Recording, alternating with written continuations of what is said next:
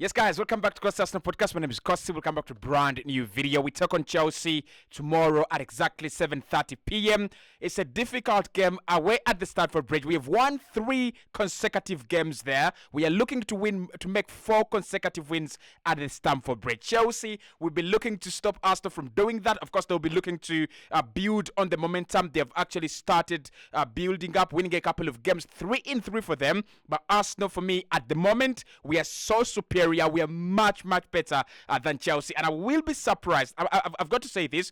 I will be surprised if Arsenal don't win that game by a margin of 3-1 or even 3-0. I think Chelsea are ahead of their time. They're not yet there. They will be there eventually. They will take. It will take them some time, but they will eventually arrive at that point where you can say they're now among the big boys. Hit the like button, subscribe to the podcast as well. We're gonna be diving into the Arsenal starting 11 and the debate who starts for Arsenal, who doesn't start. I think we have a couple of areas where we have to debate.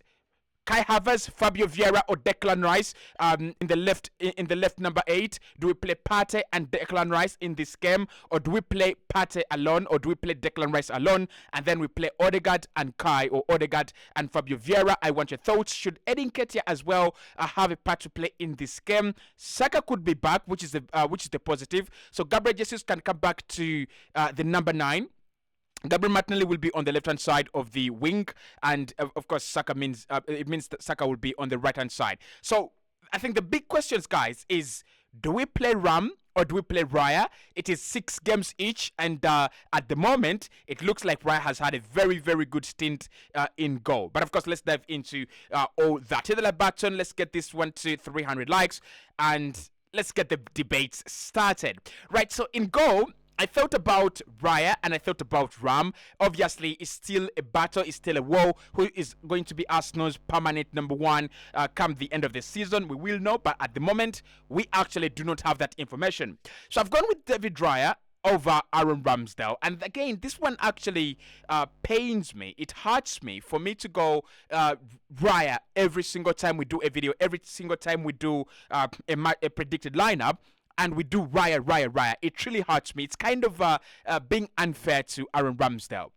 I thought about Ram. He talked about him being hurting, and suffering from the fact that he's not playing football, and generally being concerned as a player that he cannot even get into the England team ahead of Sam Johnston, who is a goalkeeper at Crystal Palace. So he says, if I cannot be a second to Jadon Pickford, then there is I've got to be concerned. I've got to be worried, and there is something in that. He has a point. There is a point in what he's saying. But for me, if you're Arsenal and you're looking to win the title in very many years, something that you've not done, you cannot deal with complacency. You've got to deal with quality. You've got to deal with ruthlessness in decision making. And if you're going to be ruthless in goal, then David Raya is going to be the goalkeeper. However, this is what I'm gonna say, and I think I'll borrow this from AFTV. I think it was Laurie who said this. I don't have a problem with Aaron Ramsdale starting in goal. If I saw Ramsdale start tomorrow, I wouldn't really have a problem. I tell you something, I would love to have an Arsenal goalkeeper in my FPL team, just that I don't know who is our main goalkeeper. So if Ramsdale starts, I don't have a problem with that. I think he's a quality goalkeeper. I think we're lucky to have both of them, competing for the same space and spot in our Arsenal. Anyone who plays, I will back them, but at the moment, I think David Raya in such a game away at the Stamford Bridge, I'll definitely go, David Raya. Okay, the back 4 remains unchanged in my opinion. Ben White will be playing on the right-hand side. Alexander Zinchenko will be playing on the left-hand side in this one. Gabriel and Saliba will be at centre-back. Well, if you have a question about Saliba's availability and fitness, I do have a question as well. But Mikel Arteta today has told us that, well, there's nothing really to be worried about when it comes to Saliba and Trossard and Saka. They have not trained, courtesy of the team not training, but not courtesy of them being injured. So he's not giving us something to worry about, or an update to actually worry about when it comes to Saliba and comes to Trossard and Saka. So the 3 of them could be available. And for me, William Saliba and Gabriel are going to be very key in this game. The kind of performance they put up against Man City marvelous, purely marvelous. And I know there were those moments where we're a little bit shaky and the defense stood up for us. That is what you want from your defense. That is what you want from your center backs. You want them to be strong. You want them to be intelligent, and you want them to stand their ground even when the rest of the parts of the team are actually capitulating. Because with the defense, when it capitulates, you concede goals. When you concede goals, you go behind in games. I mean, if you don't score, you can pick up a point. If your midfield doesn't get chances, or it doesn't protect your back four, you can still pick up a point as well. But the moment your defense capitulates, it's over. It's absolutely over. You will concede and you'll get behind in goal in games. So with William Saliba and Gabriel, the key task is how they deal with Nicholas Jackson in this game. Nicholas Jackson, many people don't rate him highly, including Cossy, of course, from Cossy's Arsenal podcast. But one thing I'm gonna say, and this is a message to myself and to anyone who out there who thinks Jackson is not a threat. He's quick, he's confident at the moment, and he's very, very, very loved at Chelsea. Now, loved means that he's the opposite of Kai Havertz. It means that he's got the support of his fan base behind him, and it means that he's one of those players that can do anything courtesy of trying to please the fans. So I can see him score in this game. I can see him get a couple of chances in this game, and we've got to stop him. He's a threat as much as Erling Haaland is, and I think he's a bigger threat than Erling Haaland this season. Chelsea don't create a lot of chances, but Nicholas Jackson is a player capable of creating chances for himself as well. Now, whether he's massively underscoring his XG, that is a debate to be had after the game. If he misses the chances, well, it will be in our luck, on our side.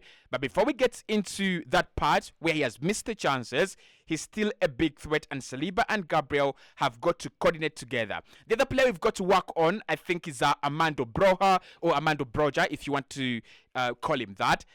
Now, Broja for me is the perfect number 9 for Chelsea, and is the real threat if they decided to play the proper number 9. But I've seen that he has a slight injury, according to Fabrizio Romano, so he might be in, he might be out of contention for that game. Alexander Zinchenko and Ben White, obviously we're going to deal with Chelsea. It means that you're going to deal with explosive wingers, Raheem Sterling, Mikhailo Modric, Noni Madueke, and a couple of other players that can actually light up the environment. I think Alexander Zinchenko is kind of a liability, but of course we have Declan Rice, and if we play him in this game, it means Arsenal will be definitely all right. So that would be my back four as we take on Chelsea tomorrow. Okay, in midfield, there's a lot, and I have a lot of explaining to do. But this is what I've gone for. I've gone with Declan Rice in a single pivot, Martin Odegaard, and Fabio Vieira. That is what I've gone for in terms of the midfield. Now, I don't understand Mikel Arteta. I really, really do not. This is our best midfield. That is our best midfield out there. And whether it is Kai Havertz, whether it is Partey, whether it is Leandro Trossard, at the moment, this is our best midfield, and that is what I want to see every single weekend. Is it going to happen? No, it is not going to happen. Why? It's because Mikel Arteta is that kind of stubborn manager, isn't it? But one thing I like about Vieira and Odegaard playing together is that little enhancement in creativity. Yes, the team is not as physical as when you have Partey and Rice, or when you have Rice and Kai Havertz, the team is not as physical. But again, when you have Vieira and Odegaard, the team is not conservative, and that's what I want to see in such games. That's what I want to see. For me, Vieira and Rice had played a very, very good game against Tottenham Hotspur, and we could have won that game if that pair had not been taken off. What I don't understand with Mikel is why he fails to trust Fabio Vieira. The lad is giving him all the vibes, all the right marks of, I'm the guy to play for you in this area. I'm the right player to play for you in this pocket of space in the left 8. I just don't know why we don't trust him. I just don't understand it. So this is what I would go for in this game. And this is the reason. I don't think Chelsea have a midfield. I mean, yep. That is the midfield. I don't think Chelsea have got a midfield to compete with Arsenal's. Moises Caicedo can come back a little bit much better. I think Enzo Fernandez has to upgrade his game massively. And I also think who's the other midfielder they play? I mean, maybe Cole Palmer, maybe Chukwuemeka. It will depend. I just don't think those three players will have the same quality as Odegaard, Vieira, and Declan Rice. Declan Rice alone, as a ball winner, in my opinion, will be able to bust the midfield against Enzo Fernandez and Moises Caicedo. And the creativity part of it is where Arsenal have to now fill the void. When you have Fabio Vieira, you have chances coming in. When you have Odegaard, I don't think Odegaard is creating as much as he was 2 seasons ago. So if you have Odegaard now in a new role as a goal scorer and doing all these other things that the Steven Gerrards are doing, then why don't we have a dedicated axis for creating chances? And for me, Fabio Vieira is that kind of player. So I would love to see those three, but I wouldn't be disappointed, really, if Partey, Rice, and Odegaard play together. I kind of feel like it would be unnecessary to have Partey and Rice. Unless Mikel Arteta is hell-bent on playing Declan Rice as a B2B, a box-to-box, and also if he wants him to become the Granit Xhaka, which I don't think he actually wants to, okay? So that would be my midfield tomorrow as we take on Chelsea, and we are going to disagree on a lot of these wins, but that's what I would go for, right? That's what I would go for. Now, up top, I'm really convinced that Saka is back. So Saka on the right-hand side, Gabriel Martinelli on the left-hand side. I think Martinelli coming back in that Manchester City game, it was a little bit too early. And I think the program and the plan was for Mikel Arteta was I will rotate him and I will rest him until 2 weeks later when we play Chelsea. So he was back kind of ahead of schedule, but glad to have him back. And then Gabriel Jesus down through the middle over Eddie Nketiah. That is our best attacking three, in my opinion, still. Again, we might have to disagree on this one, but that is our best attacking three. Last season, that is what we saw. We saw a couple of goals, we saw a lot of connectivity, and we saw a lot of swapping of positions between Saka, Martinelli, and Gabriel Jesus. It is fluid, it is consistent, and it is the front three we should be playing. However, I've got a point of concern, and this I'm going to say this before. If Saka is not fit in this game, we can leave him out. I think it's a game that Arsenal can win with a couple of key players, with a couple of key characters out. We can win it without Saka. We can win it without Martinelli. We can win it without Saliba as well. I think it's a game that we don't have to throw everything out there. I mean, we've got to throw everything at it if we have it.